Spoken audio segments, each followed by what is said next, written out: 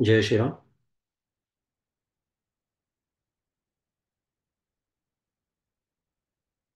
ज्ञानेश्वरी भावदर्शन, अध्याय 8 आणि ओवी क्रमांक 85 इथपर्यंत आपला अभ्यास मागच्या वेळेला आलेला होता. मागच्या वेळेला आपण 74 ते 85 असा अभ्यास केला.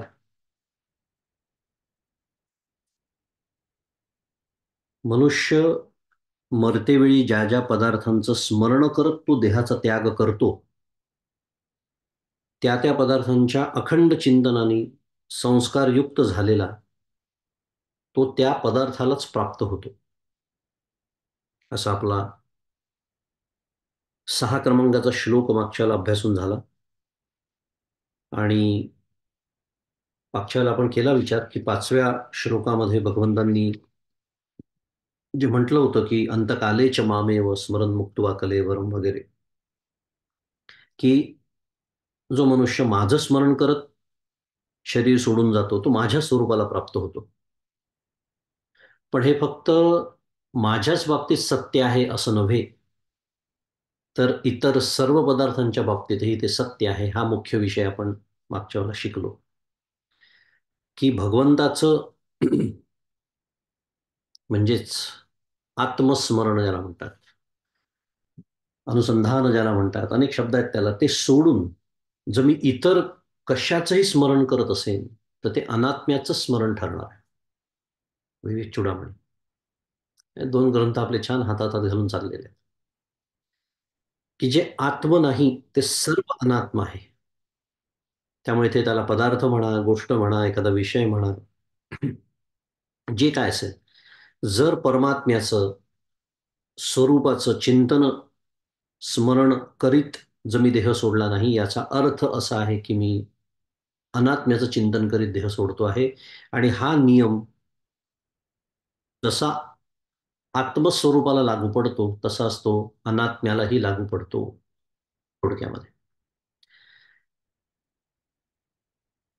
आणि त्यामुळे अर्जुना, तस्मात् सर्वेषु कालेषु माम अनुस्मर युध्य च मय्यर्पित मनोबुद्धी मामे वैश्यस्य संशय, असा पुढचा श्लोक आपल्याला सांगतो. आपण त्याचा अभ्यास केला की असं असल्यामुळे, हा सिद्धांत अबाधित असल्यामुळे, माझ्या जीवसृष्टीचा सिद्धांत प्रत्यक्ष भगवंत बोलतात आपल्याशी, आणि या जीवसृष्टीचा मी भाग असल्यामुळे भगवंताचे जे सर्व नियम आहेत त्यांनी मी अर्थातच बांधल्या गेलेलो आहे, त्याला कोणीही अपवाद नाही.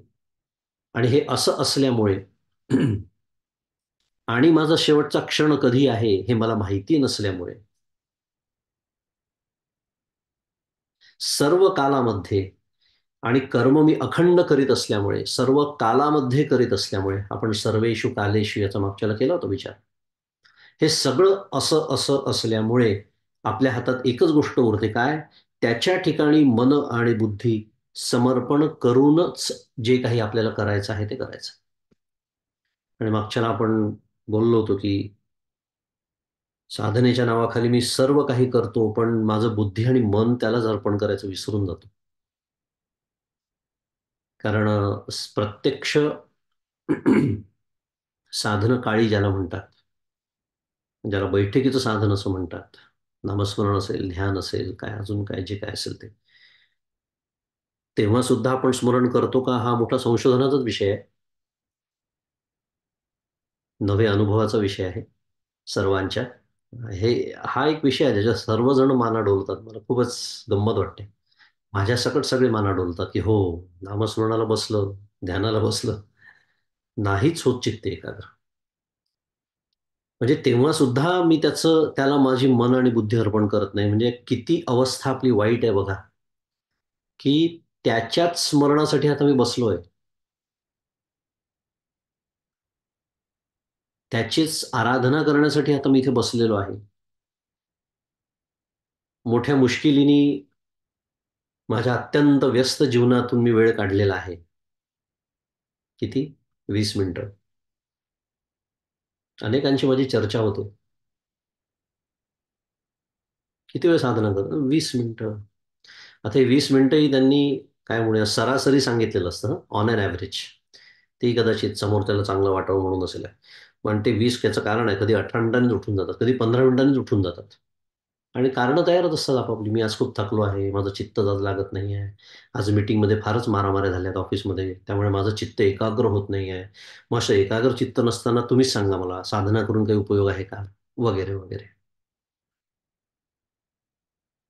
म्हणजे विषय हा सुरू आहे, की मोठ्या मुश्किलीने आपण आपल्या व्यस्त जीवनातून एक अर्धा तास, 20 मिनिटं, पाऊण तास, 1 तास जो काही प्रत्येकाचा साधनेचा काळ असेल, तो आपण काढतो. पण तेव्हा सुद्धा मी त्याला मन आणि बुद्धी अर्पण करत नाही. त्याचं कारण आहे, दिवसभर ती न केल्यामुळे ते अचानक करणं खूप कठीण जातं. अगदी स्वाभाविक आहे. आणि त्यात ती साधना जर नियमित नसेल, तर अजूनच कठीण जातं. आणि विषय तोच तर सुरू आहे, की इतर वेळेला मी काय करतो, 1 तास माझी साधना असेल, तर उरलेले 23 तास मी अखंड कर्म करतोय झोपेचे तास सोडून. तेही एक प्रकारचं कर्मच आहे, सोडून देऊ विषय. पण प्रत्यक्ष कर्म ज्याला म्हणता येईल. जाणीवपूर्वक केलेलं कर्म, जागृतीतलं कर्म. ही बोलण्याची भाषा उरलेली 23 तास. पण तेव्हा जर मी त्याला मनबुद्धी अर्पण करून ती कर्म करत नसेन, त्याला विस्मरून कर्म करत असेन, तर सर्व कालामध्ये माझं स्मरण कर. तस्मात सर्वेषु कालेषु माम अनुस्मर युध्य च. पुन्हा हे अर्जुनासाठी सुरू आहे म्हणून युद्ध. माझ्यासाठी काय आहे? माझं जे कर्तव्य कर्म असेल, ते जर मी त्याला माझं मन आणि बुद्धी समर्पित करून करत नसेन, तर मी त्याला प्राप्त होणार नाही. विषय संपला. अगदी हाच विषय, कारण तू मला प्राप्त होशील असं म्हटलं, यात संशय नाही. त्यामुळे मी त्याला प्राप्त होईन की नाही याच्यात संशय आहे. कदाचित संशय नाही, नवे खात्रीच आहे. कारण त्याला मन आणि बुद्धी मी अर्पण न करता, म्हणजेच ती मन आणि बुद्धी मी काय करतो? भाषा चांगली नाही, पण चोरून ठेवतो. कोणापासून? त्याच्यापासून चोरून ठेवतो. दिली कोणी? त्यानेच. कशासाठी? त्याच्याच अनुभवासाठी. मग याचा अर्थ सर्व कामं, धंदे सोडून हरी-हरी, आपला नेहमीचा शब्द. असा अर्थ नाहीये त्याचा. नाहीतर त्याला युद्ध करायला सांगितलं असतं का? इथल्या इथे उत्तर आहेत या प्रश्नांची. तस्मात सर्वेषु कालेषु माम अनुस्मर. युद्धच्या म्हणण्याच्या ऐवजी काय म्हटलं असतं, जाऊन बस कुठेतरी. तो निघालाच होता पहिल्या अध्यायात जाण्यासाठी. जाऊ दिलं का त्याला? नाही. म्हणजे कर्म करायचंच आहे. पण त्याच्या स्मरणात त्याला बुद्धी आणि मन अर्पण करून, म्हणजेच त्याला जे काही फल त्या कर्माचं येईल ते अर्पण करून मनापासून, जे फल, याचा पुन्हा दुसरा अर्थ असा आहे, ते जे काही फल त्याला मिळेल ते शांतपणे आनंदाने स्वीकारून, अनेक पैलू त्याचे आहेत. कर्मयोगाचे पैलू आहेत सगळे. आणि असं जेव्हा होतं, तेव्हा निःसंशय तो मलाच प्राप्त होतो असं मागच्या वेळेला आपण बघितलं. आणि 79 क्रमांकाची जी ओवी होती त्याच्यामध्ये, "तू मनबुद्धी साचेसी, जरी माझ्या स्वरूपी अर्पिसी." त्याच्यामध्ये तू मन आणि बुद्धी निरभिमान आणि निर्दंभासह माझ्या स्वरूपाच्या ठिकाणी जर अर्पण करशील. हे निरभिमान जो शब्द आहे ना, फार महत्वाचा शब्द आहे तो. कारण आत्ता आपण जे बोललो त्याच्याशी जुळणं छान गणित आहे, पहा कसं सांगतो. जर मी अभिमानी असेन, कुठल्याही गोष्टीचा जर मी अभिमानी असेन, तर मी माझं मन आणि बुद्धी चोरून ठेवलेलं आहे. मगाशी जे शब्द मी जे वापरले त्याच्यापासून. कारण मी, जो अभिमान असतो माझा, तो कशाच्या तरी बाबतीतला असतो की नाही. माझ्या परिस्थितीचा, माझ्या दिसण्याचा, माझ्या बुद्धीचा, माझ्या श्रीमंतीचा. शक्यतो अभिमानाच्या गोष्टी या पद्धतीच्या असतात. कुरूपतेचा अभिमान, परमार्थाच्या दृष्टीने तोही अभिमानच आहे. पण व्यावहारिक दृष्टीने त्याला अभिमान म्हणत नाहीत. गरिबीचा अभिमान कोणालाच नसतो व्यावहारिक दृष्टीने. पण मुद्दा हा आहे, की यातला कुठलाही अभिमान जर आपण धरला, तर याचा अर्थ अखंड जाणीव. अभिमान म्हणजे नेमकं काय? बऱ्याच वेळा आपण बोलतो या विषयावरती. एक अतिशय सुंदर आणि पण अत्यंत परिणामकारक व्याख्या अभिमानाची जाता-जाता पुन्हा एकदा सांगतो. ऐकली असेल तर पुन्हा एकदा ऐका. कुठल्याही गोष्टीची जाणीव म्हणजे अभिमान. फार सुंदर व्याख्या आहे. फार सुंदर व्याख्या आहे. कारण ती कशालाही लावता येते. श्रीमंती असण्यात गैर नाही, उदाहरणार्थ. कारण श्रीमंती असणं किंवा गरिबी असणं किंवा मध्यम बेताची परिस्थिती असणं, जे काय आहे, हा प्रारब्धाचा भाग आहे. आहे. आजच्या श्लोकाचा अर्थ तोच आहे आपल्याकडे, की प्रारब्ध गुणाची व्यवस्था आहे वगैरे. तो प्रारब्धाचा भाग आहे. त्यामुळे श्रीमंती म्हणा किंवा गरिबी म्हणा, ही परमार्थाच्या आड येतच नाही. मग आड काय येतं? त्याची जाणीव आड येते आणि त्यालाच अभिमान असं म्हणतात. मी श्रीमंत असावं, मी यशस्वी असावं, मी सुंदर असावं, जे काय असेल ते, हे सगळे प्रारब्धाचे भाग आहेत. पण त्याची जर अखंड जाणीव माझ्या अंतःकरणात असेल, मी हुशार आहे, मी हुशार आहे, मी देखणा आहे, मी यशस्वी आहे, अखंड ज्याची जी काय जाणीव, प्रत्येकाने आपापलं अंतःकरण तपासावं. आणि याचा अर्थ मी अभिमानी आहे. किती साधी व्याख्या आहे पहा. अखंड जाणीव माझ्या अंतःकरणात ज्याची असेल, मग हे आता खूप मोठ्या मोठ्या गोष्टी झाल्या आहेत. छोट्या छोट्या गोष्टींची पण जाणीव असू शकते. ती सुद्धा पुढे पुढे चालत नाही. अहो, जिथे अहम ब्रह्मास्मी ही जाणीव सुद्धा चालत नाही, तिथे या स्थूल जाणीवा कशा चालतील? ती सुद्धा जाणीव शेवटी सोडावीच लागते. सोहम तेही अस्तावले. असो. त्यामुळे हा निरभिमान आणि निर्दंभासह तू मला सगळं अर्पण कर आणि याचाच काय कर तू अर्जुना, म्हणजेच आपण सर्वजण अभ्यास कर. अभ्यास योगयुक्तेन चेतसा नान्यगामिना. 8वा श्लोक. तोही अभ्यास करून झाला आपला मागच्या वेळेला. आणि असं केल्याने काय होईल तर परमम पुरुषम दिव्यम याती पार्थ अनुचिंतयन, की त्या चित्ताने माझं अखंड ध्यान करणारा असा हा जो साधक आहे, सद अभ्यास करणारा जो साधक आहे, तो दिव्य अशा मला म्हणजे परमपुरुषाला प्राप्त होतो.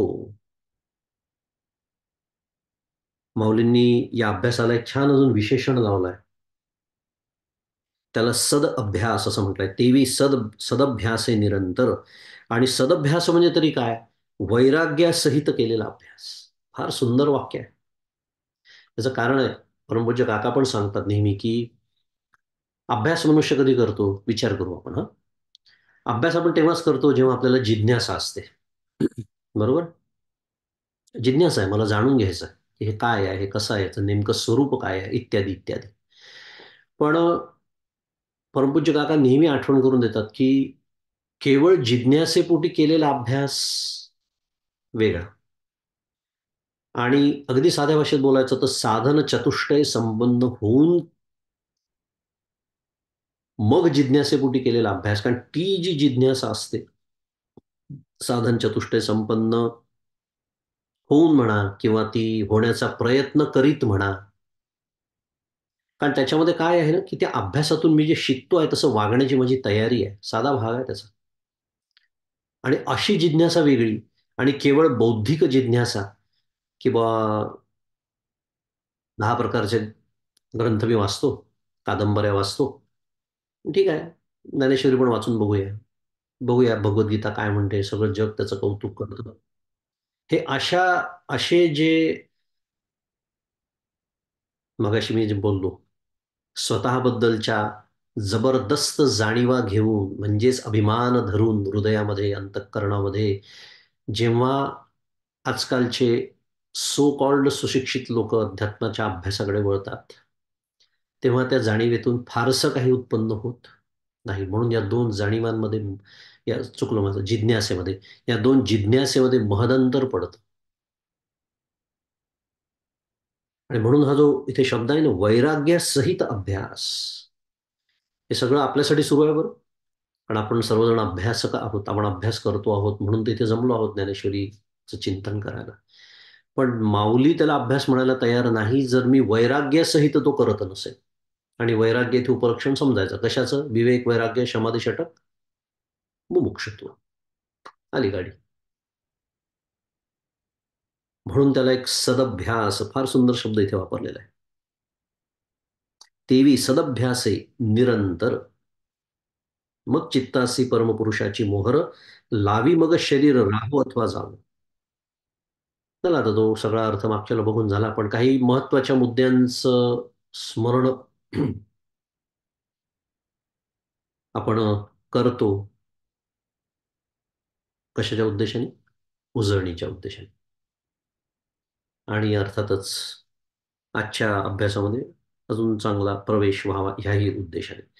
तर हे अभ्यास ज्याला म्हणतात ते लक्षात ठेवायचं. नाही तर काय असतं की व्याख्या वगैरे सगळी पाठ असते आपल्याला. केलेलीच गोष्ट पुन्हा करणे. त्या अभ्यासाची व्याख्या आचार्यांनी केलेली सुद्धा आपण मागच्या वेळेला बघितली होती. एकस्मिन तुल्य प्रत्यया वृत्ती लक्षणो विलक्षण प्रत्ययांतरितः, म्हणजे विजातीय प्रतीतीच्या व्यवधानाने रहित असलेलं आणि तुल्य प्रतीतीच्या आवृत्तीचं नाम अभ्यास. तर कितीपैकी किती गुण? 5 पैकी 5? नाही.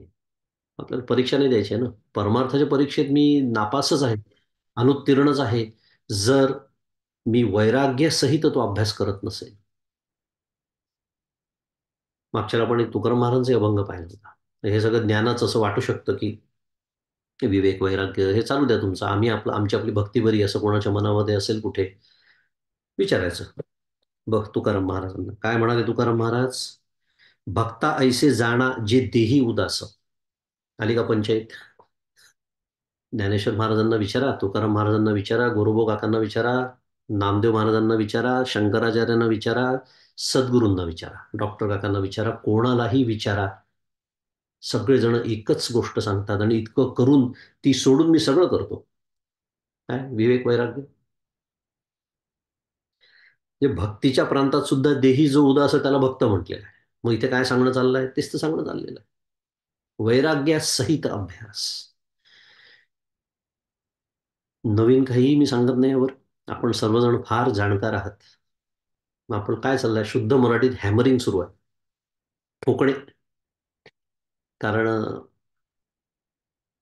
इतकं माहीत असूनही जर आपल्याला कळत नसेल, म्हणजे कळत आहे पण वळत नसेल असं म्हणूया, तर एकच उपाय उरतो काय?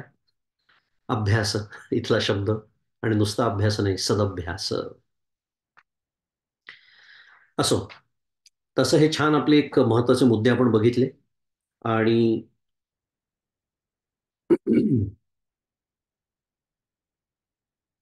85 क्रमांकाच्या ओवीपर्यंत आपला अभ्यास आला होता.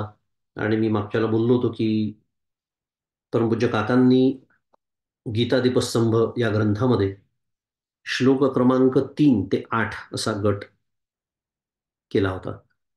खूप मोठा गट केला होता, म्हणून आपण बरेच दिवस झाले त्या ग्रंथाकडे वळलो नव्हतो. तर आज हा 8वा श्लोक आपला म्हणजे मागच्या वेळेला पूर्ण झाला.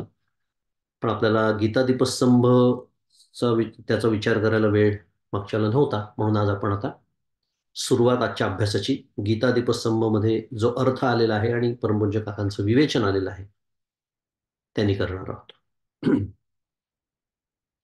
छान आहे ही पद्धत, मी जसं म्हणालो, कारण पुन्हा एकदा आपली एका दृष्टीने उजळणीच होणार आहे. कुठपासून? श्री भगवान वाच, तिसरा जो श्लोक आहे, अक्षरम ब्रह्म परमम स्वभावोध्यात्म उच्यते. याच्यामध्ये ब्रह्म म्हणजे काय, अध्यात्म म्हणजे काय, अधिभूत म्हणजे काय, अधिदैव म्हणजे काय, अधियज्ञ म्हणजे काय, वगैरे वगैरे, हे सगळं ते आत्तापर्यंत अभ्यास योग युक्तेनं ह्या श्लोकापर्यंत. काही जणांचं काही ज्ञानेश्वरी वाचन ते अनुपस्थित असतील, काही गोष्टी विस्मरणात गेल्या असतील. तसंही 1 महिन्याचा खंड यावेळेला पडलेला आहे. या सगळ्या दृष्टीने या गोष्टींचा खूप उपयोग होतो. वाचूया. अक्षरम ब्रह्म परमम. आता मी सगळे श्लोक वाचत नाही, पण त्याच्या पहिले या 8ही श्लोकांचा अर्थ दिला आहे, की श्रेष्ठ ब्रह्म अविनाशी आहे. अशाला उलटं करून घ्यायचं नेहमी त्याचं. काय? जे अविनाशी असतं त्याला ब्रह्म असं म्हणतात. किती छान आहे पहा. कारण मला कळणाऱ्या आणि न कळणाऱ्या यच्चयावत वस्तू, गोष्टी या ब्रह्मांडातल्या, चर असो का अचर असो, सर्व विनाशशील आहे की नाही? पण एक गोष्ट आहे ना, जी अविनाशी आहे, बस त्यालाच ब्रह्म असं म्हणतात. स्वभावाला अध्यात्म म्हणतात. अगदी थोडक्यात व्याख्या दिलेल्या आहेत. अनेक भूतांचे अस्तित्व निर्माण करण्याला कर्म असे म्हणतात. आठवत असेल हे सगळं, स्मरण आपल्याला होत असेल, की भूत भावोद्भव करो, भूत भाव उद्भव कर, असं आपण त्याची फोड केली होती, आठवत असेल तर. आणि असा जो विसर्ग, त्याला कर्म संज्ञित असं म्हटलेलं आहे. त्याला कर्म म्हटलेलं आहे. ती कर्माची काय आहे? व्याख्या आहे. आणि अधिभूत म्हणजे नाशिवंत कार्यरूप पदार्थ. अधिभूत जे जे नाशिवंत, मी मगाशी जे म्हणालो, नाशिवंत. मगाशी आपण जे पाहिले ते अविनाशी, हे जे आहे ते नाशिवंत, त्याला अधिभूत असं म्हणतात. आणि ह्यातील पुरुषाला अधिदैवत म्हणतात आणि मीच त्यातील अधियज्ञ आहे असं भगवंत म्हणतात. आता नाश पावणाऱ्या पदार्थाला अधिभूत म्हणतात. आता जो साधक स्वतःच्या मृत्यूच्या वेळी माझेच स्मरण करीत शरीर सोडतो, तो निःसंशयपणे माझ्याच स्वरूपाला प्राप्त होतो. मागच्या वेळेसचा श्लोक बरं का, आपण अभ्यास केला त्याचा. मृत्यूच्या वेळी जो माणूस ज्या ज्या पदार्थांचे स्मरण करीत शरीर सोडतो, तो त्या त्या पदार्थालाच जाऊन मिळतो. हा श्लोक मागच्या वेळेला आणि आधीचा त्याच्या आधीच्या वेळेचा होता. कारण त्याला सतत त्याचेच चिंतन होते. म्हणून तू सतत माझ्याच चिंतनात राहून लढाई कर. आत्ता जो आपण सगळा विचार केला, तस्मात सर्वेषु कालेषु माम अनुस्मर युद्धच, हा जो सगळा आपण विचार केला तो या दृष्टीने, की तो त्या त्याच पदार्थाला जाऊन मिळतो कारण त्याला सतत त्याचेच चिंतन होते. म्हणून तू सतत माझ्याच चिंतनात राहून लढाई कर. मनाने माझा संकल्प व बुद्धीने सर्वत्र माझाच म्हणजे माझ्या अस्तित्वाचा निश्चय केलास की निसंशयपणे मलाच येऊन मिळशील. चित्ताने दुसरे चिंतन करण्याचे टाळून अभ्यासाच्या मदतीने ते चित्त स्थिर करून दिव्य परमपुरुषाचे चिंतन होत राहिले की तो त्या पुरुषालाच जाऊन मिळतो. हा झाला शब्दार्थ, या सर्व श्लोकांचा अर्थ. आता याच्यावरचं परमपूज्य काकांचं विवेचन एक साधारण एक पान आहे, दीड पान आहे. ते मी वाचतो. लक्ष देऊन ऐका, कारण एक छान या निमित्ताने आपली सर्वांची उजळणी होणार आहे आणि यातनं नेमकं मला काय घ्यायचं आहे. मी नेहमीच सांगतो की परमपूज्य काकांची जी मांडणी आहे ती अत्यंत साधनाभिमुख आहे. म्हणजे काय, पंडित लोकांसाठी लिहिलेला हा ग्रंथ नाही, हा ग्रंथ साधकांसाठी लिहिलेला आहे. त्यामुळे प्रत्यक्ष आपल्याला शुद्ध मराठीत ज्याला ऍक्शन आयटम्स म्हणतात, की मी काय करायचं हे याच्यातनं आपल्याला शिकायला मिळतं. आणि परमपूज्य काकांची मांडणी जी आहे ती अत्यंत कमी शब्दामध्ये फार मोठा आशय व्यक्त करणारी, कन्साइज अँड कॉम्पॅक्ट. त्यामुळे there is no single loose statement. म्हणजे फार मोठं विधान पाहिजे तुम्ही या निमित्ताने करू शकतो. अगदी मला निसंकोच निस्संदिग्धपणे मी करू शकतो की परमपूज्य काकांचा कुठलाही ग्रंथ घ्या, आपण आता गीतादीपस्तंभ, संसार सागरातील गीतादीपस्तंभ असं नाव आहे या ग्रंथाचं, तो आपण अभ्यासतो आहे. त्यामुळे या निमित्ताने मी विधान असं करतो आहे की यातलं एकही वाक्य आपल्याला कमी करता येणार नाही. अर्थाला धक्का न लावता एखादं वाक्य कमी करता येईल का हो, असं जर कोणी विचारलं त्याचं उत्तर अगदी नाही आहे. याचा अर्थ असा आहे की ही मांडणी सूत्रबद्ध आहे. There is not a single loose statement, there is never will be. परमपूज्य काकांचं वैशिष्ट्य आहे. म्हणून मी हे सगळं का बोललो, तर लक्षपूर्वक ऐकूया. कारण एखादं वाक्य जरी आपलं निसटून गेलं, चित्त कुठेतरी विचलित झालं, आपण कामं करता करता जर श्रवण करत असू तर हे होण्याची शक्यता असते. म्हणून बोललो. बघूया विवेचन काय म्हणत आहे. अक्षर ब्रह्माशी होणाऱ्या योगातील ब्रह्म हे अक्षर आणि अविनाशी आहे. अक्षर, अक्षर म्हणजे आपण ज्याला वर्ण म्हणतो ते अ आ इ असं नाही. अक्षर ज्याचा क्षर होत नाही. क्षर याचा अर्थ शुद्ध मराठीत त्याला डिके असं म्हणतात. बदल म्हणूया, ज्याच्यात बदल होत नाही, अक्षर अविनाशी आहे. हे येथे प्रामुख्याने सांगावयाचे आहे. 6व्या व 7व्या अध्यायातील मनसंयम योगाच्या छटा येथेही स्पष्ट दिसतात. ह्या योगाने अविनाशी परब्रह्माची प्राप्ती होताना शरीर व दृश्य जग ह्यांचे संबंधी त्या ध्यान योगाच्या बुद्धीत निवाडा झालेला असतो. काय निवाडा झालेला असतो? अविनाशी काय आहे आणि विनाशी काय आहे, आत्म काय आहे, अनात्म काय आहे, सार काय आहे, असार काय आहे, इत्यादी. आणि त्यासंबंधी प्रश्न विचारल्यावर देव त्याचे उत्तर देत आहे. स्वस्य भाव स्वभाव. ह्या व्युत्पत्तीप्रमाणे आत्मा जीवरूपाने शरीर धारण करून जणू भावरूप होतो म्हणजे जन्माला येतो. आता जणू का म्हटलंय? तो भावरूपच आहे, तो नित्यच आहे. पण एक दृष्टांत द्यायचा झाला तर जसं आपल्याला इलेक्ट्रिक करंट, वीज आपल्याला कळते का? नाही. पण बटन दाबल्यावर लाईट लागतो, पंखा सुरू होतो. म्हणजे जणू काही त्या दिव्याला, जणू काही त्या पंख्याला, जणू काही तो एसी, जे काय असेल ते उपकरण, त्या उपकरणाला पुढे करून जणू काही ती वीजच प्रकट होते. अगदी त्याप्रमाणे हा आत्मा जीवरूपाने शरीर धारण करून जणू भावरूप होतो, म्हणजे जन्माला येतो. आणि या शरीराला अध्यात्म असं म्हणतात. पहा किती गोष्टी आपल्याला शिकायला मिळतात. अर्थात अभ्यासू लोक इथे खूप आहेत. अनेकांना या गोष्टी माहिती असतील, पण ज्यांना नसतील माहिती त्यांच्यासाठी खूप शिकण्यासारखं आहे. की अध्यात्म हा शब्द आपण खूप वेळा ऐकतो, पण त्याचा नेमका अर्थ काय आहे? ते या शरीरालाच अध्यात्म असं म्हणतात, या देहाला अध्यात्म असं म्हणतात. आणि म्हणूनच शारीरिक तापाला, म्हणजे या देहाला होणारे जे ताप आहे त्याला आध्यात्मिक ताप असं म्हणतात. ओम शांती शांती शांती, आपण म्हणतो की नाही मंत्र अनेक वेळेला, तीनही तापांची शांती होऊ दे. त्यातला पहिला ताप हा आहे आध्यात्मिक ताप. आणि शरीराला शास्त्रात उपाधी म्हणतात. या उपाधी माझी गुप्त चैतन्य असे सर्वगत. ह्या श्री ज्ञानदेवांच्या म्हणण्याप्रमाणे या अध्यात्मामध्ये व्यापून राहिलेले चैतन्य अनुभवण्याच्या शास्त्राला अध्यात्मशास्त्र असे म्हणतात. या देहाला जर अध्यात्म म्हणत असतील आणि या देहाला जणू काही पुढे करून जो व्यक्त झालेला आहे, म्हणजेच याला उपाधी पण म्हणतात. आत्ताच आपण ऐकलं, या उपाधी माझी गुप्त. गुप्त का आहे? कारण अजून मला त्याचा अनुभव नाही, म्हणून त्याला गुप्त म्हणायचं.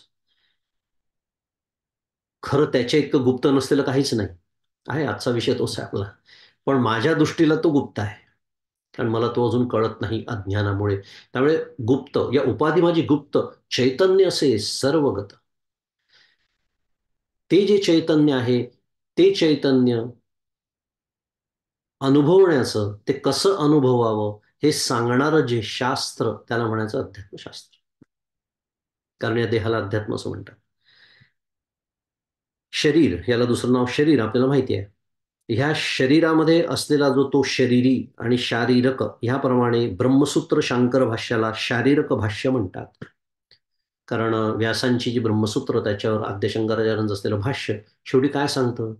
आध्यात्मिक कुठलाही ग्रंथ शेवटी काय सांगतो? जीव ब्रह्मैक्य. म्हणजे काय? जीव आणि ब्रह्म एकच आहे. मुळात जीव नाहीच, ब्रह्मच फक्त. पण हे जीव रूपाने बोललं जातं म्हणून बोलण्याची भाषा, की जीव आणि आत्मा किंवा जीव आणि ब्रह्म एकच आहे. जीव ब्रह्मैक्य, त्यांचं ऐक्य आहे, हे सर्व ग्रंथ सांगतात. आणि म्हणून त्याला शारीरक भाष्य म्हणतात. आता हे भाष्य अध्यात्मशास्त्राशीच निगडित आहे. मी आता जसं म्हणालो, एकोहम बहुस्याम या आदी संकल्पानुसार झालेल्या सृष्टी निर्माण करण्याच्या क्रियेला कर्म म्हणतात. आता पुढचा मुद्दा सुरू झाला. कर्म म्हणजे काय? तर भगवंतांनी जी व्याख्या केलेली आहे, कर्म, भूत, भाव, उद्भव, कर, याचा आपण खूप विचार केलेला आहे. त्याला कर्म म्हणतात. कारण ते प्रथम कर्म आहे. कोणतं? एकोहम बहुस्याम, मी एकटा आहे, मी बहुभाव, हा संकल्प, संकल्प मात्राने हे सर्व ब्रह्मांड निर्माण झालेलं, हा पहिलं कर्म ते आहे. आणि त्यात ती जी जीवसृष्टी व अचेतन सृष्टी असे दोन भाग आहेत. अचेतन सृष्टीला अधिभूत म्हणजे पांचभौतिक सृष्टी म्हणतात, ती नाशिवंत आहे. आणि सृष्टी निर्मितीचे कर्म हे आद्य असून सृष्टीतील जीव जे कर्म करतात त्याला त्या कर्मांतर्गत कर्म म्हणजे पोटकर्म म्हणा.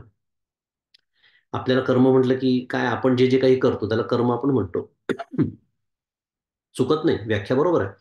पण ते शेवटी पोटकर्म ठरतं. पोटकर्म म्हणजे काय? मुख्य कर्माचा भाग. कारण कल्पना, साधं गणित आहे. जरी जीवसृष्टी निर्माणच झाली नसती, मी जन्मालाच आलो नसतो, तर कर्म संभवतं का मी करत असलेलं? नाही. किती साधी गोष्ट आहे समजा. त्यामुळे जे जे कर्म आपण सर्वजण करतो, हे पोटकर्म. पोटकर्म म्हणजे त्या मुख्य कर्माचा भाग, एक छोटासा भाग. म्हणून साधकाने आद्य कर्माचा विचार करून पोटकर्माचा अभिमान धरू नये. आलं लगेच. म्हणून मी म्हणालो की डॉक्टर काका कसं साधनाभिमुख परमार्थ शिकवतात पहा. हे मुख्य कर्म, पोटकर्म हे कळलं आपल्याला. अरे हो, पण त्याचा मला उपयोग काय आहे? साधा उपयोग आहे. माझ्या कर्माचा मी अभिमान धरू नये. कारण खरं सांगायचं तर करता मी नाही. कारण करता कोण असतो माहिती आहे का? ज्याला कर्माचं संपूर्ण ज्ञान असतं ना, त्याला कर्ता असं म्हणतात. आणि ज्याच्या अपेक्षेप्रमाणे त्याने ठरवल्याप्रमाणेच नेहमी त्या कर्माचं फळ मिळतं, त्याला कर्ता असं म्हणतात. असा कर्ता कोण आहे? फक्त परमेश्वर आहे. आणि काय सामर्थ्य आहे पहा. नुसता संकल्प केलाय, फक्त संकल्प. एकोहम, मी एकटा आहे, बहु व्हावं. हा जो एक अध्यारोप आहे त्याच्यावर केलेला आरोप आहे. सोडून देऊया, तो फार वेगळा विषय आहे जरा. पण एका संकल्प मात्र, एक संकल्प केला आणि अनंत कोटी ब्रह्मांड, ज्याला नायकच म्हटलं, अनंत कोटी ब्रह्मांड नायक. आणि मी, माझ्या संकल्पाचं काय होतं, म्हणजे आपल्या सर्वांच्या संकल्पाचं काय होतं हे आपल्या चेहऱ्याकडे पाहूनच कळतं. मी जी जी कर्म करतो त्याचं संपूर्ण ज्ञान मला असतं का? नाही.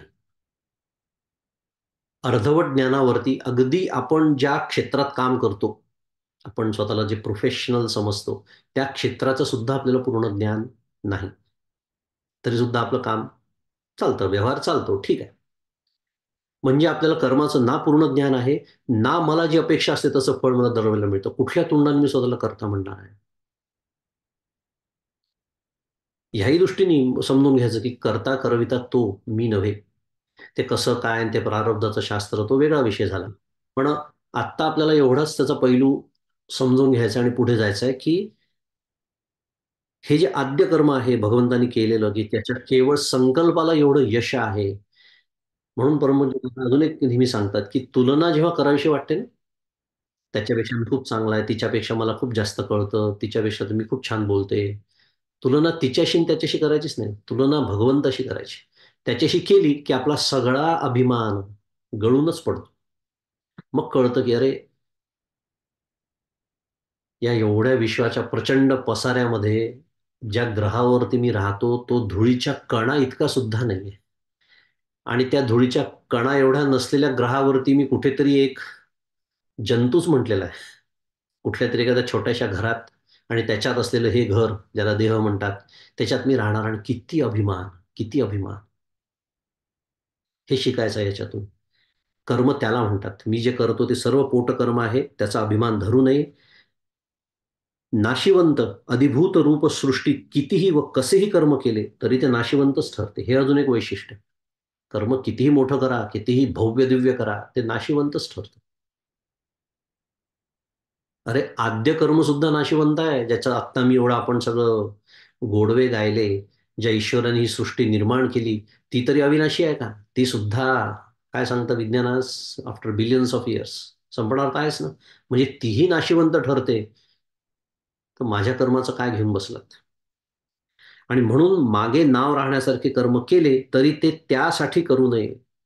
चित्तशुद्धीसाठी करावे. एक-एक वाक्य मी सांगितलं ना परमपूज्य काकांचं, असं कोरून ठेवावं.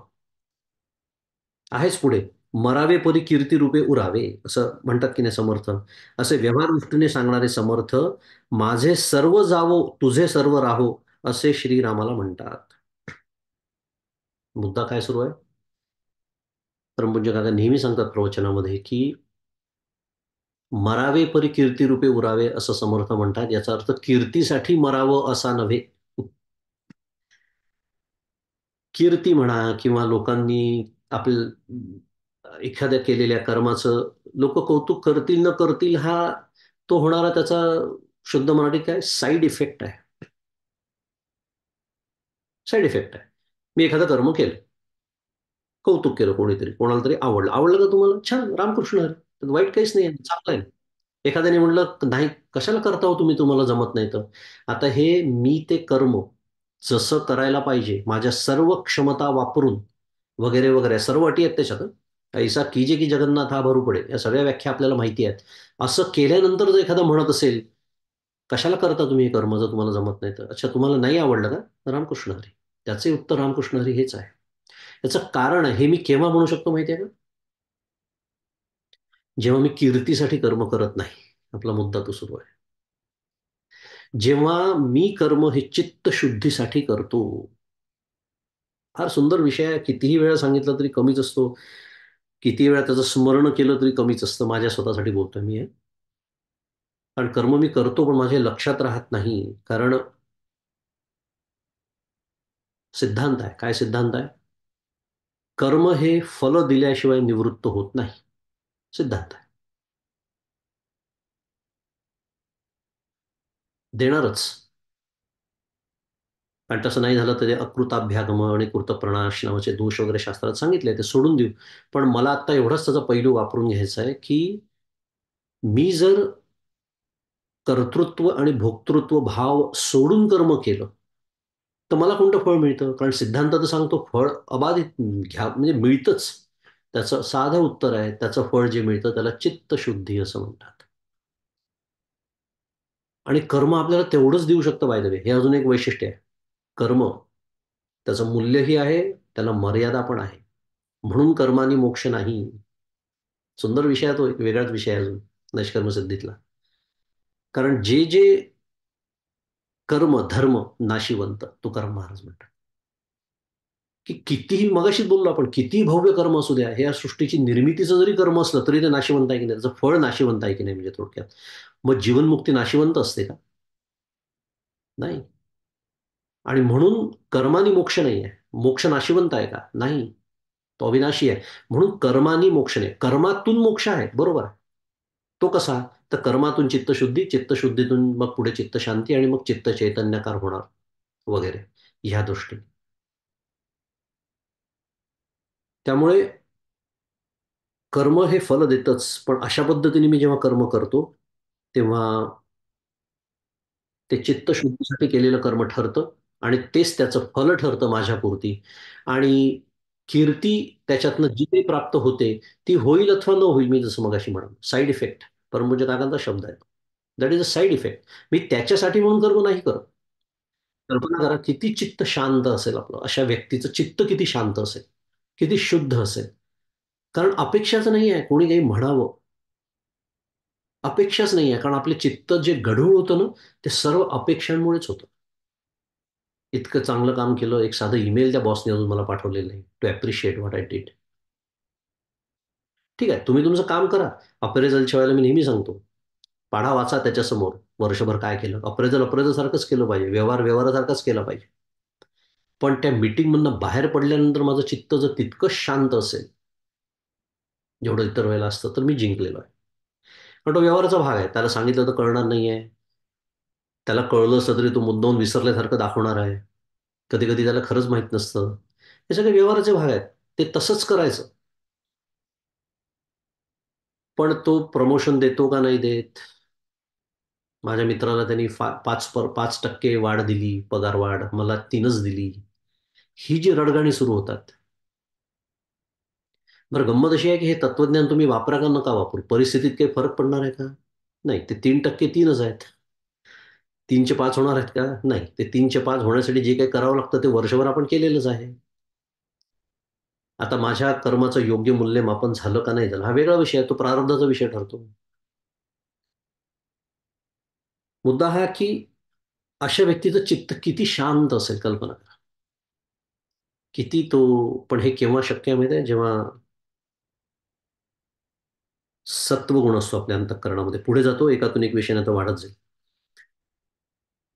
की मरावे परी कीर्तिरूपी उरावे असे व्यवहार दृष्टीने सांगणारे समर्थ, माझे सर्व जावो तुझे सर्व राहो, असे श्रीरामाला म्हणतात.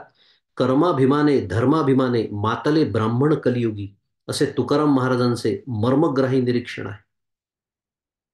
काय संत बोलतात पहा. जेव्हा कर्म कशासाठी हे लक्षात न राहता कर्माचा अभिमान धरला ब्राह्मणांनी या कलियुगामध्ये, तेव्हा तुकाराम महाराजांसारख्या सारख्या संतांना काय म्हणावं लागलं? कर्माभिमाने धर्माभिमाने मातले ब्राह्मण. माजले, मातले याचा अर्थ माजले. संतांना हे बोलताना खूप आनंद होतो का? कल्पना करा. अशक्य आहे. पण आपल्या हिताचं सांगणं हे त्यांचं कर्तव्य. गोड बोलणं हे कर्तव्य नाहीये. ते त्यांनी नाही सांगितलं तर आपल्याला हे सांगणार कोण? असं त्यांचं निरीक्षण आहे. आणि तुकाराम महाराज पुढे म्हणतात, तुका म्हणे आम्हा कळले त्याचे वर्म. काय वर्म आहे? जे जे कर्म धर्म नाशिवंत. मगाशीच उल्लेख झाला त्याचा. नाशिवंत आहे, कितीही मोठं कर्म असू द्या. ह्या विचारात कर्माकडे दुर्लक्ष करण्याचा पुसटसाही संदेश मिळत नाही. नॉट अ रॉंग सिग्नल म्हटलेला आहे तिथे. हा रॉंग सिग्नल नाही पाठवत आहे. कारण कर्म करायचंच आहे, उत्कृष्टच करायचं आहे. पुरा सांगतो, ऐसा कीजे की जगन्नाथ आभारू पडे, माऊली म्हणते. इतकं उत्कृष्ट कर्म की तू आला पाहिजे घरी पत्ता शोधत, की योग कर्मसु कौशलम. हे जे मी सांगितलं त्याप्रमाणे इतका उत्कृष्ट कर्म करणारा हा कोण. आणि उत्कृष्ट कर्म याच्यातच त्या कर्माच्या फलाची अपेक्षा न करणारा हे येतं बरं, अनस्थित. त्यात उत्कृष्ट कर्म म्हणजे खूप चांगलं कर्म असं नाही. जाऊ दे, पुन्हा वेगळा विषय. पुढे लिहिलंय, आपापले कर्म चोख करावे पण त्याचा अभिमान धरू नये. आणि हे सगळं तरी का, ते एक अत्यंत महत्वाचं वाक्य पुढे येत आहे. अभिमानाने आत्मसुख बिघडते. एक सुंदर वाक्य आहे. का बरं? मगाशीच आपण विचार केला. अभिमानाची व्याख्या आपण काय पाहिली? पहा कसं या सगळ्या गोष्टी एकत्र येतात. आपण पाहिली जाणीव, याचा अर्थ अभिमान. कुठल्याही गोष्टीची जाणीव म्हणजे त्या गोष्टीचा अभिमान. अगदी साधी गोष्ट, मी श्रीमंत आहे ही अखंड जाणीव चित्तात ठेवणं म्हणजे श्रीमंतीचा अभिमान. मी यशस्वी आहे अशी अखंड जाणीव हृदयात ठेवणं, अंतःकरणात ठेवणं म्हणजे यशस्वीतेचा अभिमान. पुन्हा पुन्हा सांगतोय, श्रीमंत असण्यात गैर नाही, यशस्वी असण्यात गैर नाही. हे सगळं प्रारब्ध नाही, जसं असायचं तसंच असणार आहे. पूज्य काकांचं अजून एक वाक्य, गरिबीत जर परमार्थ फुलला असता तर धारावीमध्ये सगळे संत जन्माला आले असते की नाही. किती तर्कशुद्ध विचार आहे बा, असे विचारच करत नाही आपण कधी. कोणी सांगितलं तुम्हाला? श्रीमंतीमध्ये जर परमार्थ शक्य नसता तर एकनाथ महाराज संत झाले असते का? किती श्रीमंत होते. त्याच्या उलटे तुकाराम महाराज किती गरीब होते. या दोन्ही गोष्टींचा परमार्थाशी संबंध नाहीये. पण त्यांना, एकनाथ महाराजांना श्रीमंतीची जाणीव नव्हती म्हणजे अभिमान नव्हता, आणि तुकाराम महाराजांना गरिबीची जाणीव नव्हती म्हणजे अभिमान नव्हता. आपण काय पाहतोय? कशाचीही जाणीव म्हणजे अभिमान. आणि जर ती जाणीव असेल तर माझं आत्मसुख बिघडणारच आहे. कारण मला जाणीव निदान साधनेच्या काळात कशाची ठेवायची आहे? अहम ब्रह्मास्मी, अखंड जाणीव.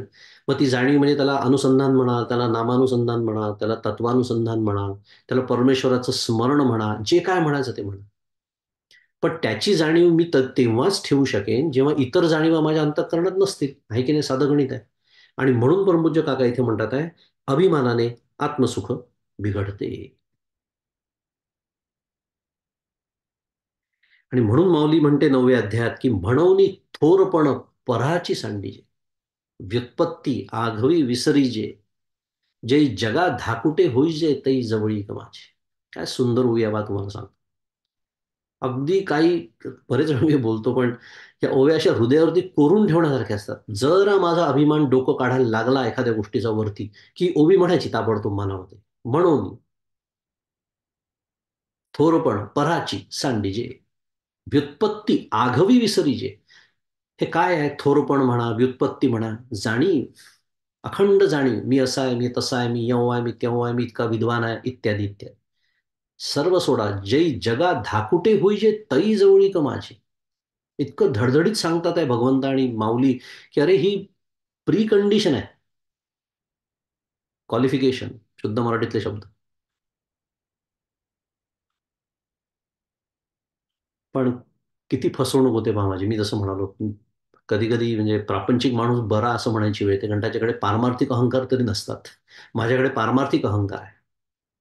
याचा अभ्यास करणारा मी, त्याचा अभ्यास करणारा मी, याच्यावर माझी कमांड आहे, त्याच्यावर माझी मास्टरी आहे.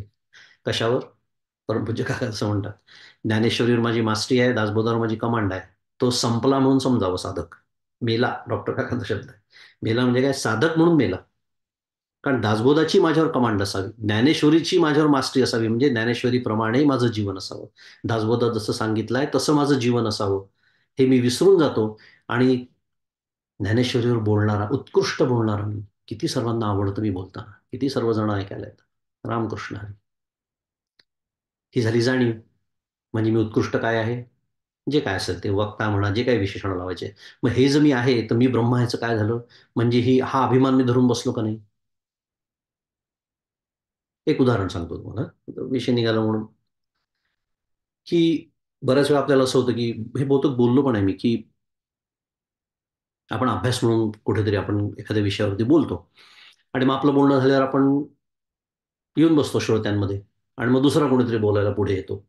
असं बऱ्याच वेळा होतं. आता कल्पना करा, दुसरा जेव्हा पुढे बोलायला येतो तेव्हा माझं चित्त कसं असलं पाहिजे? माझं चित्त कसं मोकळं असलं पाहिजे, कोऱ्या पाटीसारखं, की अरे वा, चला आता छान काहीतरी काय शिकायला मिळतंय बघूया. एखादा एखादा छान मुद्दा, एखादी नवीन एखादी ओवी किंवा. पण मी तसं करत नाही. मी काय करतो? बघू तर खरी हा काय सांगतो. बघू तर खरी हिला काय कळतं. आणि ते ऐकत असताना हे तर मला माहितीच आहे, नवीन काय सांगते.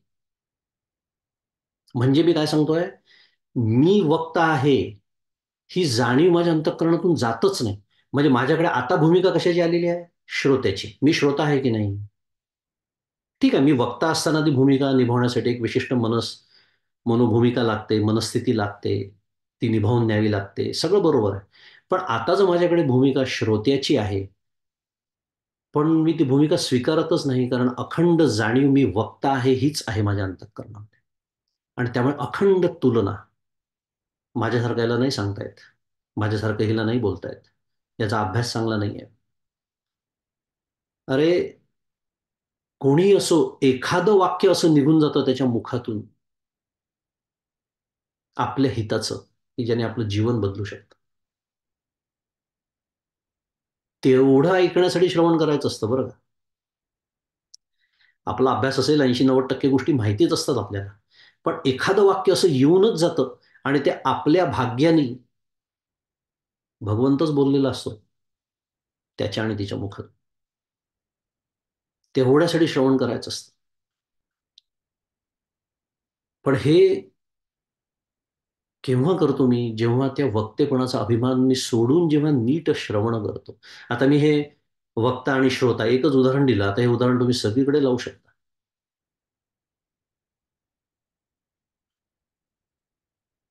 कलेच्या क्षेत्रातील संगीत. मी एखादं वाद्य वाजवतो किंवा मी गाणं गातो किंवा गाते. मला गाणं येतं म्हणून दुसऱ्याशी तुलना कशाला करायची? आनंद घे ना त्या गाण्याचा. किती सुंदर ते गाणं गातात. असो.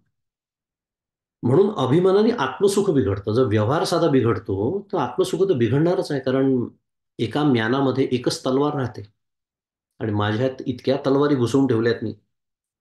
त्या सगळ्या बाहेर काढल्याशिवाय एकच तलवार अहम ब्रह्मास्मी अनुसंधान कशी टिकेल? येणाऱ्या व जाणाऱ्या जीवाने नाशिवंत अधिभूताचा उपयोग करून, काय सुंदर काका आपल्यासमोर एक हे सांगतात आहे, की अधिभूत जे आहे ते नाशिवंत आहे, मान्य आहे. जीव सुद्धा नाशिवंत आहे. मी एक जीव म्हणून नाशिवंतच आहे. मी आलेलो आहे म्हणजेच मी जाणार आहे एक दिवस. पण असं जरी असलं तरी त्या अधिभूताचा उपयोग करून, आता माझ्यासमोर आहे, आपल्या सर्वांच्या समोर काय आहे? लॅपटॉप आहे, कॉम्प्युटर आहे, अजून काय ग्रंथ आहे. हे सगळं काय विचार केला तर नाशिवंतच आहे. पण याचा आपण उपयोग करून घेतोय की नाही छान आपल्या अभ्यासासाठी? तसं. त्यामुळे त्याचा उपयोग करून घेऊन कोणतेही कर्म केले तरी ते परिणामी नाशिवंतच ठरते. आणि नाश होईपर्यंत त्याचा अनेकविध उपयोग होऊन उदो-उदो होतो. उदाहरणार्थ दिले, आता डॉक्टर काका ते डॉक्टर असल्यामुळे त्यांनी प्रतिजैवके म्हणजे अँटिबायोटिक्स शोधून काढण्याचे कर्म. हे जंतूंना त्यांची प्रतिकारक शक्ती तयार होईपर्यंत अत्यंत उपयुक्त ठरते. पण नंतर ती प्रतिजैवके निरुपयोगी होतात.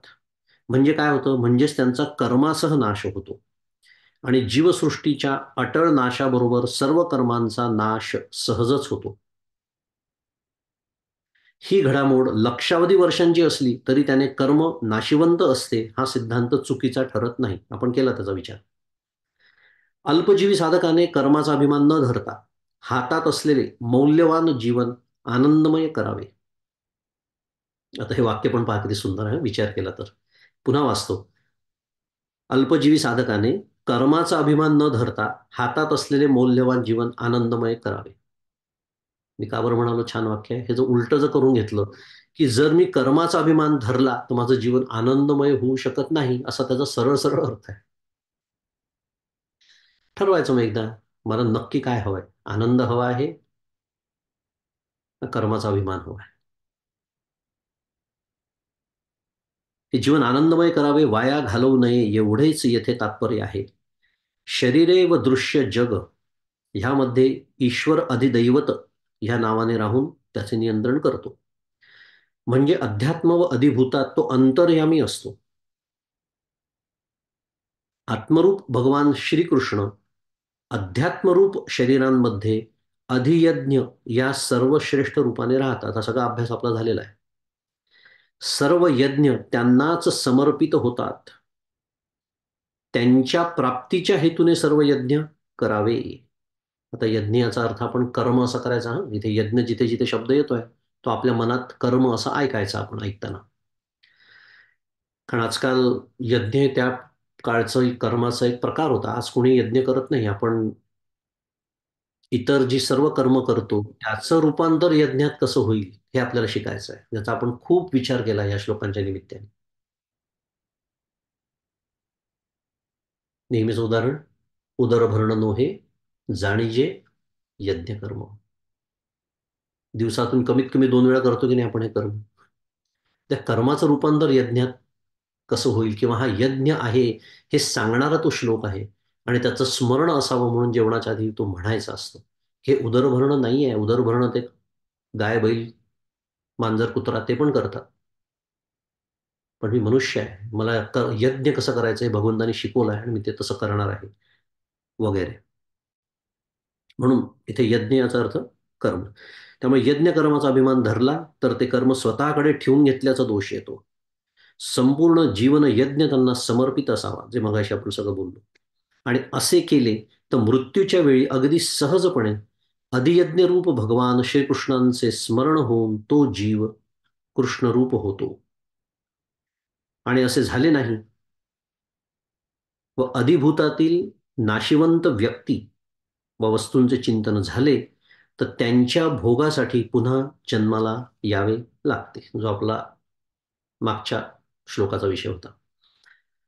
मरणकाळी चित्ताने ज्याचे चिंतन केले असेल त्याच्या भोगासाठी पुनर्जन्म मिळणे हा ईश्वरी सृष्टीचा नियम आहे. हेही आपण मगाशी बोललो की या सृष्टीचा मी भाग आहे. कोणीही याला अपवाद नाही. अंते मती सा गती असा सिद्धांत आहे. अंते मती सा गती. म्हणून अर्जुनाने त्यांचे चिंतन करीत युद्धाचे कर्म करावे असा आदेश भगवान श्रीकृष्ण त्याला देतात.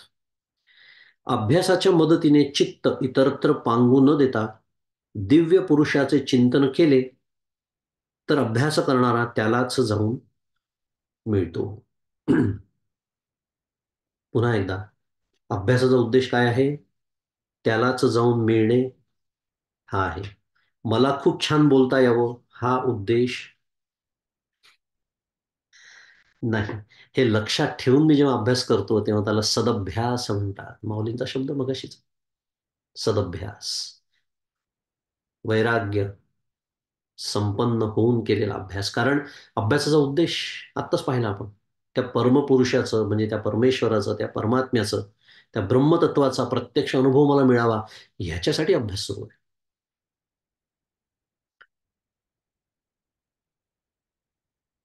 परमपूज्य मंदादांचं सुंदर वाक्य, माझं आवडतं वाक्य, पुन्हा मला स्मरण झालं त्याचं. दर्शनासाठी अभ्यास, प्रदर्शनासाठी नाही. दुसऱ्या भाषेत मंदाताई, परमपूज्य मंदाताई तेच सांगतात. अभ्यास म्हणजे बोलणं असेल आहे, माझा अभ्यास असेल आहे, माझी साधना असेल, हे सर्व दर्शनासाठी, प्रदर्शनासाठी नाही. हे लक्षात ठेवलं तर खूप लवकर प्रगती आपली होऊ शकते. असो, श्लोक क्रमांक 8 पर्यंतच्या सर्व ओव्या आपल्या अभ्यासून झालेल्या आहेत. आणि गीता दीपस्तंभ त्यातलं सुद्धा विवेचन आपलं अभ्यासून आता झालं. आपण पुढच्या श्लोकाकडे वळू. अजून वेळ आहे आपल्याकडे. जेवढा अभ्यास होऊ शकेल तेवढा करूया. आता पुढच्या श्लोकाकडे वळताना आचार्य आपल्याला संगती लावून देतात आहे या श्लोकाची, की किम विशिष्टमच पुरुषम याती. म्हणजे आत्ता जे वर्णन आपण ऐकलं की अभ्यास योगयुक्तेन चेतसा नान्यगामिना परमम पुरुषम दिव्यम याती पार्थानो चिंतयन, हा श्लोक आपण मगाशी बघितला. तर हा जो परमपुरुष आहे, असा दिव्य पुरुष आहे ज्याला तो माणूस मनुष्य प्राप्त होतो, तो कसा आहे,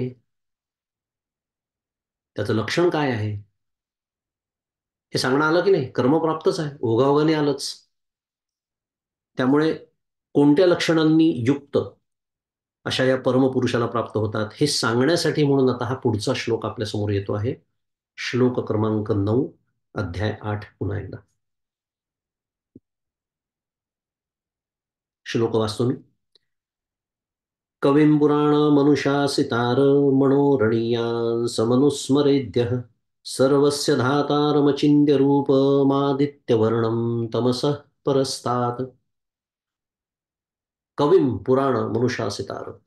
पदच्छेद बघूया आपण त्याचा, म्हणजे अजून छान समजेल जरा. यातले मोठमोठ्या सगळ्या शब्दांचं पदच्छेद केल्याशिवाय कळणार नाही, कारण खूप शब्द एकत्र आहेत. कविम, पहिला शब्द आहे कविम. पुराणम, अनुशासितारम, अणोहो अणीयान अनुस्मरेत यह, असा पहिला पदच्छेद आहे. दुसऱ्या चरणाचा पदच्छेद आहे सर्वस्य धातारम अचिंत्य रूपम आदित्यवर्णम तमसः परस्तात्. एकदम हा श्लोक जर मी वाचला असता तर आपल्याला संगती लागली नसती, म्हणून मी पहिले संगती सांगितली की अचानक हा श्लोक पुढे कसा काय आला असं वाटू शकतं ना, हे वर्णन कसं काय आलं. तर ते त्या दिव्य परम पुरुषाचं वर्णन सुरू आहे. अगदी साध्या भाषेमध्ये बोलूया आपण, हे परमेश्वराचं वर्णन आहे, परमात्म्याचं वर्णन आहे.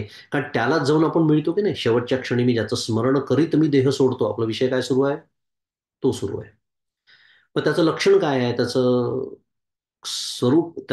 स्वरूप काय आहे, हे सांगण्यासाठी हा श्लोक आहे. कविम पुराणम अनुशासितार, म्हणजे विचार केला त्या श्लोकामध्ये अक्षरशः यादी आहे सगळ्या लक्षणांची. त्याचा अर्थ वाचतो पहिले. क्रांतदर्शी अर्थात सर्वज्ञ म्हणजे कविम, जुनाट म्हणजे पुराणम, या जगताचा नियामक म्हणजे अनुशासितारम, अणुपेक्षाही अणु म्हणजे अणोहो अणियांसम, सर्व जीवांचा आश्रय अथवा सर्वांना कर्मफल देणारा म्हणजे सर्वस्य धातारम, चिंतनाला विषय न होणारे ज्याचे रूप आहे म्हणजे अचिंत्य रूपम, सूर्याप्रमाणे प्रकाश रूप म्हणजे आदित्य वर्णम, अज्ञानांधकाराच्या पलीकडे असलेला तमसा तमसः परस्तात, परमपुरुषाचे जो म्हणजे यह अखंड ध्यान करतो म्हणजे अनुस्मरत, असा याचा अर्थ. संस्कृत शब्द आणि त्याचे मराठी अर्थ असं सांगून मी वाचलं. आता अखंड वाचतो म्हणजे नीट कळेल आपल्याला.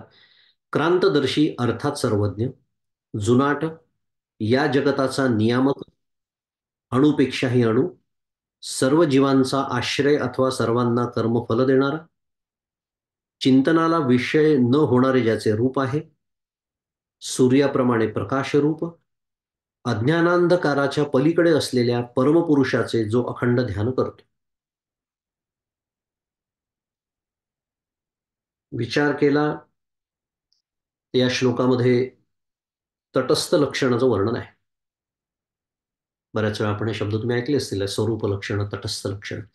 तटस्थ लक्षण याचा अगदी साध्या भाषेत बोलायचं झालं तर ईश्वर या दृष्टीने जेव्हा वर्णन येतं किंवा सृष्टीच्या सापेक्षतेने वर्णन येतं किंवा तो असं करतो, तो असं करतो, असा म्हणजे त्याचं सामर्थ्य असं आहे. आता उदाहरणार्थ सर्वज्ञ शब्द आहे, उदाहरण फक्त घेऊया आपण, मग बाकी अर्थ बघूया.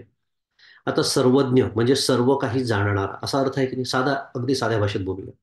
आता सर्व काही याच्यामध्ये या सृष्टीचा संदर्भ आहे की नाही.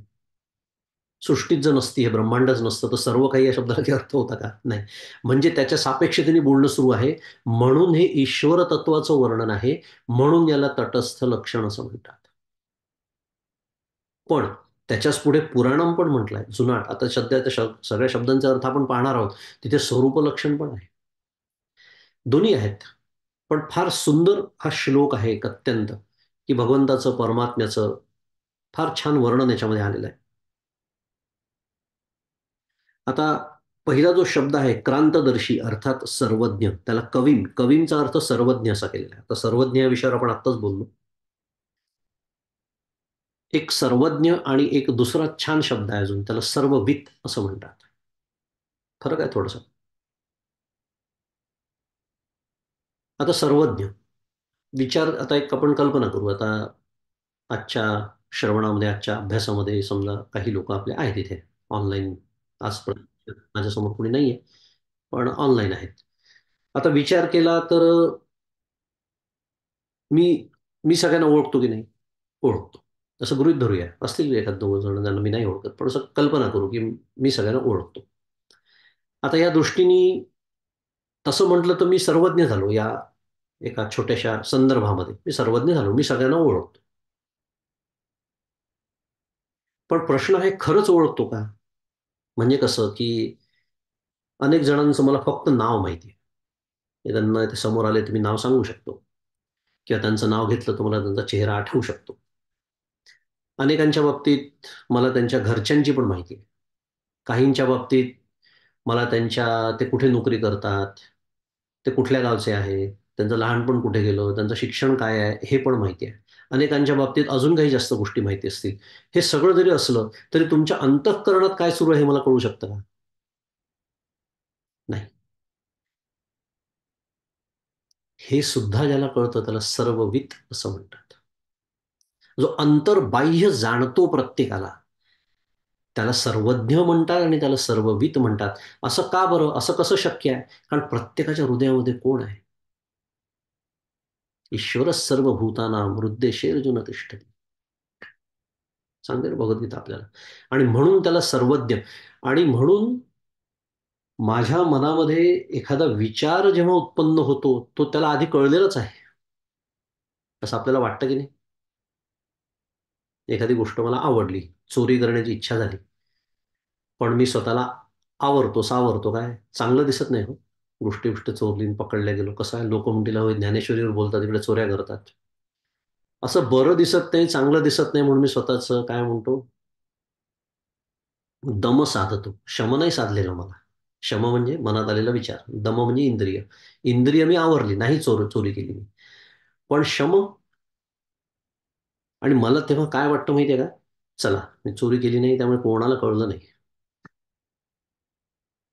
कळलं ना. एकाला नक्की कळलं. कोणाला कळलं? ज्याच्या अधिष्ठानावरती हा संकल्प उत्पन्न झाला माझ्या मनामध्ये, चोरी करावी. आता एक उदाहरण दिलं मी. जे जे काही आपल्या अंतःकरणात चालतं ना, धर्मशाळा केलेली असते आपण आपल्या अंतःकरणाची. आपल्याला असं वाटतं कोणाला की कळत नाही, कारण माझ्या मनातले विचार आहे. बरोबर आहे, लोकांना कोणाला कळणार नाही, पण त्याला बरोबर कळतात, कारण तो सर्ववित आहे. कारण तेही मानस कर्मच आहे. प्रत्यक्ष कर्म जरी नाही केलं तरी मानस कर्म आहेच ना ते. मग त्याचे काहीतरी फळ असणारच आहे की नाही? किती सावध राहावं लागतं बा. म्हणून तर चित्तशुद्धी आणि चित्तशांती. त्यामुळे क्रांतदर्शी कवी म्हणजे क्रांतदर्शी, अर्थात सर्वज्ञ आणि सर्ववित. पुढे म्हटलंय पुराणम. पुराणम म्हणजे आता इथे शब्द जुनाट वापरलाय. आता जुनाट हा शब्द खरं तितकासा चांगला नाही. याचं कारण, आपल्याला जुनाट शब्द म्हटला की एखादी अडगळीत पडलेली वस्तू आठवते घरातली. काहीतरी एखादी जुनाट वस्तू आहे बा आमच्याकडे, म्हणजे काय, धूळ खात पडली आहे 50-60 वर्ष, 100 वर्ष, कोणी बघतही नाही त्याच्याकडे. असा अर्थ आहे का हो जुनाटचा अर्थ? नाही. जुनाट याचा अर्थ जुनं, साध्या भाषेत, बरोबर? आता किती जुनं? ते अमेरिकन लोकांना विचाराल की तुमचा इतिहास किती जुना आहे हो, ते मोठ्या अभिमानाने सांगतात. काय जे काय असेल 400-500 वर्ष. भारतीय लोकांना हे हसायला येतं, कारण 500 वर्ष आमच्यासाठी काहीच नाही. आमच्याकडे हजारो वर्षांची भाषा आहे. महाभारत हजारो वर्ष जुनं, रामायण त्याच्याहून हजारो वर्ष जुनं. म्हणजे इतिहास या दृष्टीने बोलतोय मी. पण कितीही आपण मागे मागे मागे मागे गेलो, किती मागे जाऊ शकू आपण, कल्पना करा. एक क्षण असा येणार आहे की ज्या क्षणी या जगताची निर्मिती झाली त्या क्षणापर्यंत आपण मागे जाऊ. बरोबर? या ब्रह्मांडाची निर्मिती ज्या क्षणी झाली त्या क्षणापर्यंत आपण मागे जाऊ शकू. त्याच्या मागे जाऊ शकू का? आपण नाही जाऊ शकणार. पण त्याच्या सुद्धा मागे ते तत्व आहे. ह्याला म्हणायचं पुराणम. आता कळलं जुनाट म्हणजे. जुने ठेवणे मीपणे आकळेना, मनाच्या श्लोकांमध्ये गट आहे. हे जुनं ठेवणं. जुनं ठेवणं म्हणजे माझंच स्वरूप. किती जुनं? हे जग निर्माण व्हायचं होतं त्याच्या आधी सुद्धा. त्यामुळे something did not come out of nothing. How can something come out of nothing? Big bang theory. Something came out of nothing म्हणतात ते असं कसं शक्य आहे? There has to be something. आमचं परमार्थ आम्हाला सांगतो व्हॉट इज देअर. सदैव सौम्य इदमग्र आसित. श्रुती आहे. असो, पुराण. पुढे म्हणतात या जगताचा नियामक. अनुश अनुशासितारम हा जो शब्द आहे त्याचा अर्थ जगताचा नियामक. आचार्य त्याची व्याख्या करतात सर्वस्य जगत प्रशासितारम. प्रशासक, अनुशासन करणारा, हे शब्द आपल्याला माहिती आहे मराठीतले सगळे. प्रशासन करतो तो, नियामक आहे या जगताचा नियामक. पुन्हा हे काय आहे? हे सर्व नुसतं माहिती झाली हो, just information. What is application? What is implication? Application. Application is, जर या जगताचा नियामक तो असेल आणि तो सर्वज्ञ असेल आणि तो सर्ववित असेल, तर मी तक्रार कोणाकडे करायची की माझ्या जीवनात असं का? हे माझ्याच वाट्याला का? ते तिच्या वाट्याला का नाही? त्याच्या वाट्याला का नाही? त्याला माझ्यापेक्षा यश जास्त का? तो माझ्यापेक्षा श्रीमंत का? मला जे मिळालंय त्याचा मी कधीच विचार करत नसतो. ह्युमन सायकॉलॉजी, मानसशास्त्र आहे ते. मला जे नाही मिळालं त्याची अखंड तक्रार आहे परमेश्वराकडे. आणि कोणत्या परमेश्वराकडे? ज्याचं वर्णन मी आता वाचतोय, शिकतोय, की जो जगताचा नियामक आहे. आणि का नियामक आहे? तर तो सर्वज्ञ आहे, सर्ववित आहे. आणि माझी त्याच्यावर श्रद्धा आहे, पण त्याच्या विरुद्ध माझी तक्रार पण आहे. मग श्रद्धा या शब्दाला अर्थ राहतो का? नाही. हे शिकायचं आहे. हे त्याचं इम्प्लिकेशन आहे, हे त्याचं अप्लिकेशन आहे. पुढे म्हणतात अणुपेक्षाही अणु. काय आपलं विवेक चूडामणीमध्ये आपण शिकतो आहोत, अणुरणीयान महतो महियान, केला ना आपण विचार. अणुहून अणु म्हणजे सूक्ष्महून सूक्ष्म. मी त्या दिवशी सांगितलं अणु म्हणजे ॲटम नाही. येतं आपल्या मनामध्ये. ॲटमला अणु शब्द मराठीत आपण घेतलेला आहे. याचं कारण ॲटम अत्यंत सूक्ष्म असतो म्हणून. आता तोही सूक्ष्म राहिला नाही अशी अवस्था आहे. त्याच्याही फोडून आपण आतमध्ये शिरलेला आहे विज्ञानाचं. अणु याचा अर्थ जे काही आपल्याला सूक्ष्म म्हणून माहिती आहे त्याच्याहून सूक्ष्म, सूक्ष्मतम, सूक्ष्मतेची परमावधी. पुढे सर्वस्य धातारम म्हटलेलं आहे. म्हणजे सर्व जीवांचा आश्रय म्हणा किंवा त्यांचं धारण पोषण करणारा म्हणा, किंवा धातारमचा विशिष्ट अर्थ आचार्यांनी केलेला आहे. फार सुंदर अर्थ आहे. आचार्य म्हणतात की विचित्रतया प्राणीभ्यो विभक्तारम विभज्य दातारम. त्याचा अर्थ असा आहे की विचित्रतया प्राणीभ्यो विभक्तारम विभज्य दातारम म्हणजे कर्मफलाचा विशिष्ट म्हणजे सुयोग्य पद्धतीने विभाग करून सर्व प्राण्यांना त्यांच्या कर्माचा फल देणारा. अतिशय सुंदर अर्थ आहे धातारम. आपण अथर्वशीर्ष म्हणतो की काय वर्णन आहे? धातारम, दातारम, सगळं वर्णन आहे. ईश्वररूप गणपतीचं वर्णन आहे ते. पण धातारम म्हणजे काय? तर कल्पना करू शकतो आपण की इतके अखंड, अखंड म्हणण्यापेक्षा अनंत, अनंत जीवसृष्टी या ब्रह्मांडामध्ये आहे. या पृथ्वीचा फक्त विचार करायचा झाला तर किती प्राणी, जिवंत प्राणी आपण ज्याला म्हणतो, त्यात मनुष्य प्राणी सुद्धा आता किती आहेत माहित नाही, 7 बिलियन म्हणतात. कल्पना करा ह्या सर्वांना, आता सर्वांना, आता मला एखादी गोष्ट हवी आहे, समजा मला श्रीमंती हवी आहे, मला यश हवं आहे, दुसऱ्यालाही हवं आहे की नाही होते? हवं आहे. त्यालाही हवं आहे, तिलाही हवं आहे, जवळपास सगळ्यांना त्याच गोष्टी हव्या आहे. मग आता समजा, एक कल्पना करू, समजा एक छान दृष्टांत आता डोक्यात आला बोलता बोलता, की समजा मी एखाद्या वर्गात शिक्षक आहे आणि मला वर्गामध्ये समजा 50 विद्यार्थी माझ्यासमोर आहेत आणि माझ्याकडे काहीतरी आणून दिलं, समजा चॉकलेट्स किंवा लाडू आणून दिले समजा. आता हे लाडू वाटण्याची जबाबदारी माझ्यावरती आहे. मी काय विचार करतो? आता हा दृष्टांत सुद्धा थोडासा अपुराच आहे, पण सांगण्याचा उद्देश असा की प्रत्येकाला लाडू मिळावा हा उद्देश आहे त्याच्यामध्ये. आणि शक्यतो सारखा मिळावा शक्यतो, कारण लाडू कसा फुटेल सांगता येत नाही. पण माझ्याकडे जेव्हा ही जबाबदारी येते की प्रत्येकाला लाडू हवा आहे, 50 लाडू असते तर फार सोपं काम आहे. प्रत्येकाला एक एक लाडू दिला असता. लाडू 10च आहेत समजा. मग ते वाट्याची जी जबाबदारी आहे तसं त्याप्रमाणे आता लाडवाचं मी जसं म्हणालो दृष्टांत तोकडा या दृष्टीने आहे, की मी प्रत्येकाला सारखा लाडू देण्याचा प्रयत्न करतो. भगवंत जेव्हा या भूमिकेत असतो, जेव्हा सर्व जीवसृष्टीच्या त्याला फळं द्यायची असतात. कारण मी जसं म्हणालो, प्रत्येकाला तेच हवं आहे. मलाही यश पाहिजे, त्यालाही हवं आहे, तिलाही हवं आहे. मला श्रीमंत व्हायचं आहे, त्यालाही श्रीमंत व्हायचं आहे. मला सुख हवं आहे, त्यालाही सुख हवं आहे. मला मान मिळावा असं वाटतं, त्यालाही वाटतं मला मान मिळावा. हे सर्व जर सगळ्यांना हवं असेल, तर मग ठरवायचं कसं कोणाला किती मिळणार? कारण हा काही लाडू नाहीये. मग त्याचं साधं गणित आहे. हे जे आहे त्याला फलं असं म्हणतात, मला जे हवं आहे. आणि फलं हे कर्माचं असतं. आणि कोणाच्या कर्माचं काय फलं द्यायचं, हे त्यालाच कळू शकतो जो सर्वज्ञ आणि सर्ववित आहे. आणि असं छान त्या कर्मफलांचं विभाजन, विभाग करून ज्याचं त्याला तो देतो, म्हणजे न्यायाधीशाच्या भूमिकेत फक्त तो असतो. एकाला फाशीची शिक्षा देतो, तर एकाला निर्दोष म्हणून सोडून देतो. त्याचं वैयक्तिक काहीच वैर नसतं त्याच्याशी किंवा मैत्री नसते कोणाशी. पण त्याच्या कर्माचं फळ म्हणून फाशी आहे. ह्यांनी न केलं कर्म म्हणून त्याला त्याची सुटका आहे. तसं माझ्या कर्माचं फळ विभाजित करून ज्याच्या कर्माचं फळ त्याला देणं, हे जो करतो त्याला धातारम असं म्हणतात. आपली वेळ होऊन गेलेली आहे. माझं लक्ष आहे, पण हा विषय मला अर्धवट सोडायचा नव्हता धातारमचा. आणि हे मी सगळं का बोललो? त्याचं महात्म्य हे आहे, की असा तो धातारम आहे याचं विस्मरण जेव्हा मला होतं ना, तेव्हा माझ्या तक्रारींना सुरुवात होते. मला कळत नसतं, की मी असं कोणतं कर्म केलं होतं, की माझ्या वाट्याला हे यावं. पण ते त्याला कळतं ना हो. तो सर्वज्ञ आहे, तो सर्ववित आहे. आणि म्हणून परमपूज्य गोंदवलेकर महाराज म्हणतात, शेवटचं वाक्य सांगतो आणि आज थांबतो, की जो तक्रार करतो तो साधक असूच शकत नाही. गोंदवलेकर महाराजांचं वाक्य आहे.